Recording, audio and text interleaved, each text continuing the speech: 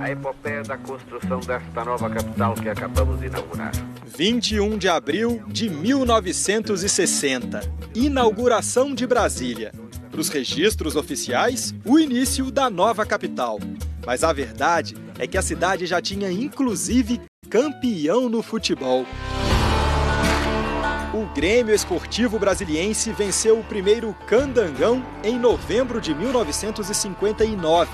Na campanha, passou pelo Clube de Regatas Guará, fundado por funcionários da Nova Cap em 57, o primeiro time de futebol da cidade. Os dois eram adversários de Planalto, Pederneiras, Colombo, Coenge. Praticamente todas as construtoras que ergueram Brasília tinham seus times. As construtoras verificaram que a diversão que poderia assim, ser salutar tanto para a empresa como para os operários era o futebol. Uma prática que eles já faziam naturalmente, pegavam uma bola, jogavam os operários ali da obra entre eles. E onde tem futebol, tem rivalidade. Começou um time de uma construtora enfrentar o de outra e começar aquela, o nosso time é melhor do que o seu, os próprios encarregados pediam para indicações de como reforçar aquela equipe daquele time.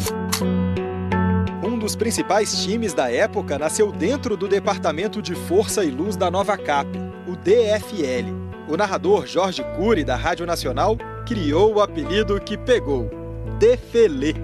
Nós trabalhávamos das 6 da manhã às 24 horas, 18 horas por dia. Então a gente precisava de alguma coisa no domingo para relaxar. O mineiro Vander Abdala já tinha tentado carreira no futebol quando chegou a Brasília em 59. Contratado pela Nova Cap, foi um dos responsáveis pela fundação do Defelê. Nós fomos contratando pessoas, fiscais, apontadores, e aí nós juntamos o último agradável. Tinha que contratar alguém para trabalhar e que tivesse noção de futebol. Foi aí que nós, então, melhoramos as condições técnicas do nosso time.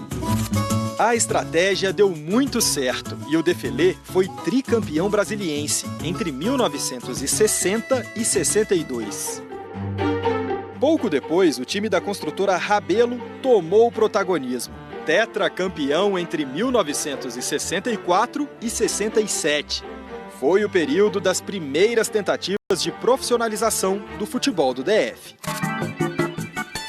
Os encontros entre Rabelo e Defelê viraram atração na cidade. O grande clássico nessa primeira década foi o Rabelê, Rabelo e Defelê, que realmente atraíam muitas pessoas.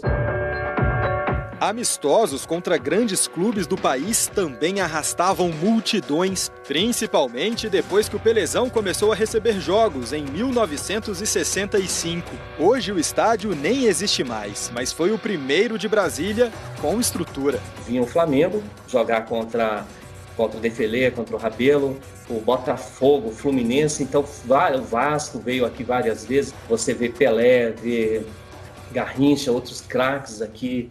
Ao final da década de 60, o cenário começou a mudar.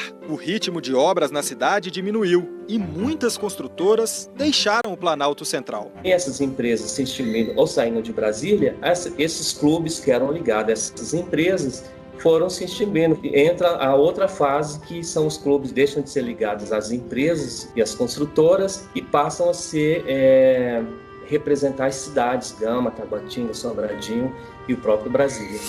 Em 1976, o futebol profissional chegou de vez ao Campeonato Brasiliense. Nenhum time campeão daquela era amadora sobreviveu.